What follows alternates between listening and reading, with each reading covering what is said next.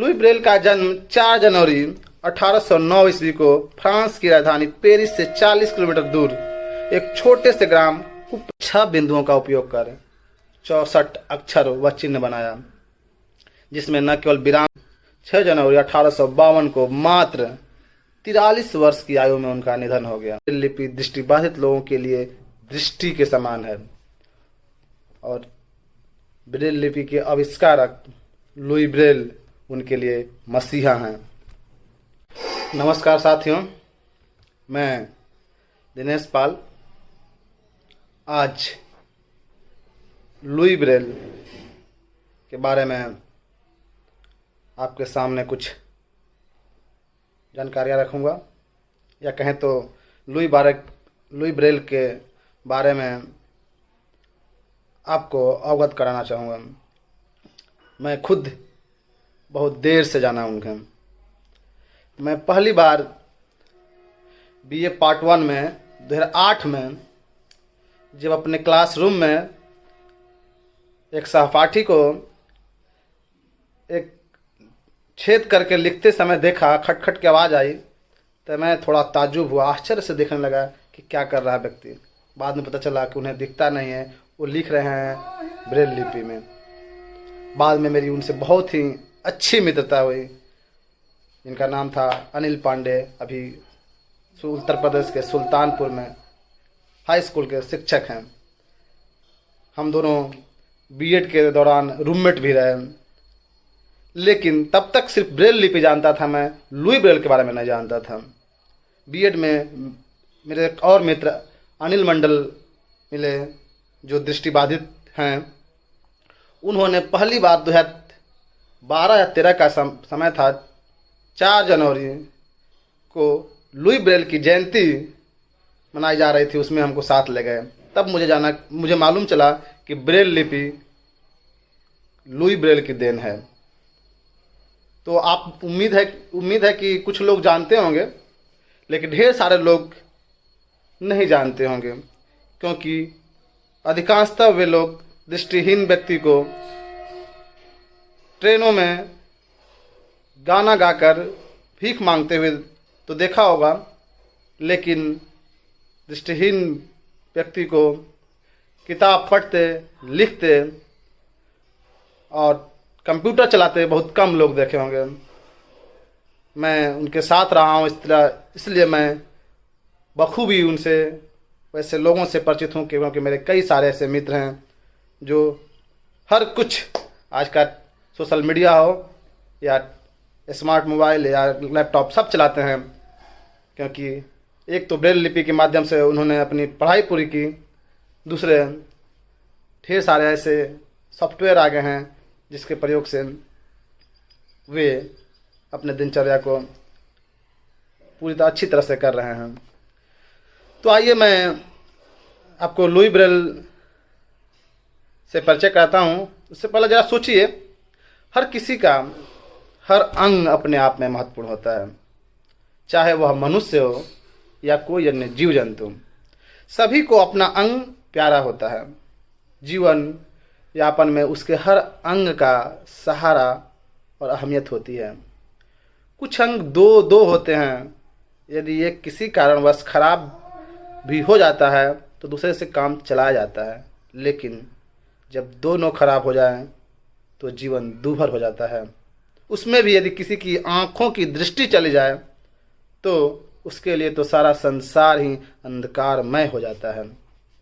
पहले अधिकांश परिवार दृष्टिहीन सदस्य को बोझ समझने लगते थे और कई बार दृष्टिहीन खुद ही अपने को धरती का बोझ समझकर मर जाना चाहते थे रहे होंगे, क्योंकि कुछ के परिवार वाले तो उनके सहारा बन जाते हैं, लेकिन अधिकांश दृष्टिबाधित लोगों को भीख के लिए भटकना पड़ता था और ठोकर तथा भटकाव उनके जीवन का अहम हिस्सा बन जाता था। आधुनिक समय में बहुत बदलाव आया है, अभी और बदलाव की ज़रूरत है। ढेर सारे दृष्टिहीन भी शिक्षा ग्रहण करके बढ़िया से बढ़िया नौकरी व रोजगार प्राप्त कर सम्मान की ज़िंदगी जी रहे हैं। जैसे मैं कुछ मित्रों का उदाहरण बताया, हमारे अजीज मित्रों में से अनिल पांडे जो कि हाई स्कूल टीचर हैं, और अनिल मंडल जो केंद्रीय विद्यालय बांका में टीचर हैं, और भी मेरे कई सीनियर हैं जो टीचर हैं, अच्छी तरह उनकी जानकारी भी बहुत अच्छी खासी है। इस बेहतरी में, उनकी बेहतरी में ब्रेल लिपि का अहम योगदान है, क्योंकि ब्रेल लिपि के सहारे ही दृष्टिहीन किताबों को पढ़ पाते हैं और लिख पाते हैं, वरना सिर्फ सुन व बोल पाते हैं। आज एटीएम के बटन से लेकर, आप जाते होंगे एटीएम में तो देखते होंगे बटन पे बिंदु बिंदु रहता है, तो उस बटन से लेकर ट्रेन की सीट तक ब्रेल लिपि में लिखा रहता है, ताकि दृष्टिबाधित साथियों को, भाइयों को परेशानी न हो। ब्रेल लिपि दृष्टिबाधित लोगों के लिए दृष्टि के समान है। और ब्रेल लिपि के आविष्कारक लुई ब्रेल उनके लिए मसीहा हैं। लुई ब्रेल का जन्म, कहीं कहीं आपको लुइस ब्रेल भी लिखा मिलेगा, नाम एक ही है। लुई ब्रेल का जन्म 4 जनवरी 1809 ईस्वी को फ्रांस की राजधानी पेरिस से 40 किलोमीटर दूर एक छोटे से ग्राम कुप्र के निम्न मध्यवर्गीय परिवार में हुआ था। उनके माता का नाम मोनिक ब्रेल तथा पिता का नाम साइमन रेले ब्रेल था। लुई 4 भाई बहन थे, जिसमें वे सबसे छोटे थे। साइमन शाही घोड़ों के लिए काठी और जिन बनाने का कार्य करते थे। आमतौर पर माता पिता जहां काम कर रहे होते हैं, वहीं बच्चे भी खेलना पसंद करते हैं, और यह माता पिता को भी अच्छा लगता है कि बच्चे उनकी आंखों के सामने खेलें। एक दिन लुई अपने पिता की दुकान में औजारों से खेल ही रहे थे कि काठी के लिए लकड़ी काटने में इस्तेमाल होने वाली चाकू अचानक उछलकर उनकी एक आंख में जा लगी और आंख से लहू की धार बहने लगी। तब उनकी आयु मात्र 3 साल की थी। साइमन के पास इतना पैसा नहीं था कि बेटे की आंख का बेहतर इलाज कराएं। उन्हें अपने, जैसे कि गांव में लोग इलाज करते हैं, वो एक जड़ी बूटी को उनकी आंखों पर बांध कर पट्टी बांध दिया।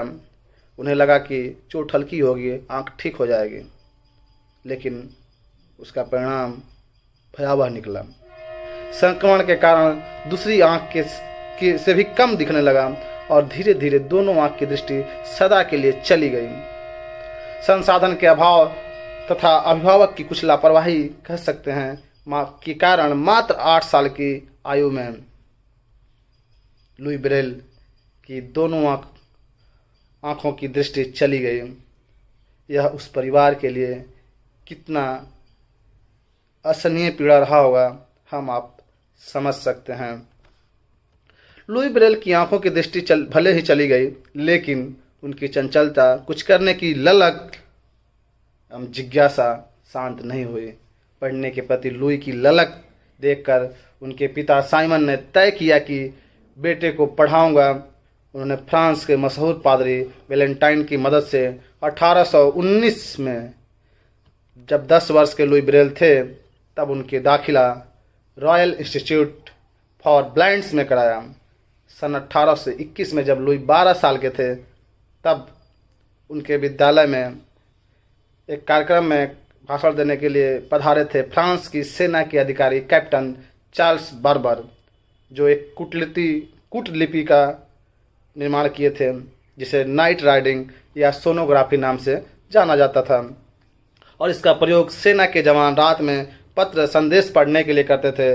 और जो प्रथम विश्व युद्ध में जो जवान दृष्टिबाधित हो गए थे, वे भी उस लिपि का प्रयोग करते थे। वह लिपि जो थी कैप्टन द्वारा विकसित, कागज पर खोदकर कागज ऊपर एक छेद का उभारा हुआ बिंदु 12 बिंदुओं का बनाया गया था, जिसमें 6 बिंदु 2 पंक्ति में रखा जाता था। परंतु उस लिपि में, उस कूट लिपि में विराम चिन्ह, संख्या एवं गणितीय चिन्हों का आदि का अभाव था।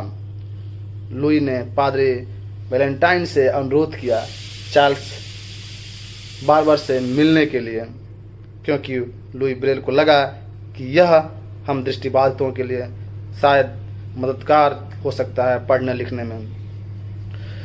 जब लुई ब्रेल कैप्टन से मिले तो कैप्टन साहब उनकी जिज्ञासा और उनके आत्मविश्वास को देखकर अभिभूत हो गए, दंग रह गए कि इस बच्चे में क्या कितनी ललक है, जिज्ञासा है कुछ करने के लिए।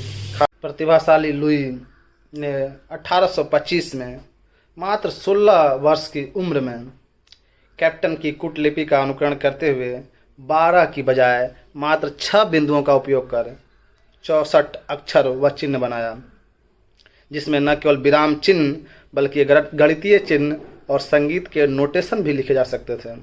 इस लिपि में पहली किताब 1829 में प्रकाशित हुई। संभवतः इसीलिए कई जगह लुई ब्रेल द्वारा 1829 में लिपि को याद करने की भी बात लिखी हुई मिलती है। लेकिन अफसोस इस बात का रहा कि उनके जीते जी उनकी लिपि को मान्यता नहीं मिल पाई। लुई ब्रेल को व्याकरण, भूगोल एवं गणित की बहुत अच्छी जानकारी थी, जिसके कारण उन्हें उसी विद्यालय में जिसमें कि वे पढ़े थे शिक्षक के रूप में नियुक्ति मिल गई। शिक्षण के साथ ही साथ अपनी लिपि को सामाजिक एवं संवैधानिक मान्यता दिलाने के लिए सदा प्रयासरत रहे। सन 1851 में उनकी तबीयत बिगड़ने लगी और 6 जनवरी 1852 को मात्र 43 वर्ष की आयु में उनका निधन हो गया। निधन के लगभग 16 वर्ष बाद 1868 में royal institute for blind youth ने ब्रेल लिपि को मान्यता दी। दृष्टिहीनों के बीच लगातार ब्रेल लिपि की लोकप्रियता बढ़ती गई और आज सिर्फ फ्रांस में नहीं बल्कि पूरी दुनिया में मान्यता मिल चुकी है, और अपने भारत में भी, और उसमें लगभग तमाम भाषाएं लिखी जा रही हैं, जिसमें हिंदी को भी आराम से हिंदी लिख रहे हैं लोग। लुई ब्रेल की मृत्यु के लगभग 100 साल बाद फ्रांस की सरकार की ओर से 20 जून 1952 का दिन उनके सम्मान के लिए तय किया गया। जब वह जी रहे थे तब उन्हें उतना सम्मान नहीं मिला था, कहें तो उन्हें उपेक्षा का शिकार होना पड़ा। 100 साल बाद उनके गांव कुपरे में 100 वर्ष पूर्व दफनाए गए उनके पार्थिव शरीर के अवशेष को राजकीय सम्मान के साथ बाहर निकाला गया। सेना द्वारा शोक धून बजाई गई और उनके अवशेष को राष्ट्रीय ध्वज में लपेटा गया। अपनी ऐतिहासिक भूल के लिए अवशेष के समक्ष फ्रांस पूरे राष्ट्र ने माफ़ी मांगी और धून बजाकर निर्धारित जगह पर पूरे राजकीय सम्मान के साथ उन्हें पुनः दफनाया गया। उस वक्त का दृश्य कैसा रहा होगा हम आप अच्छी तरह से समझ सकते हैं।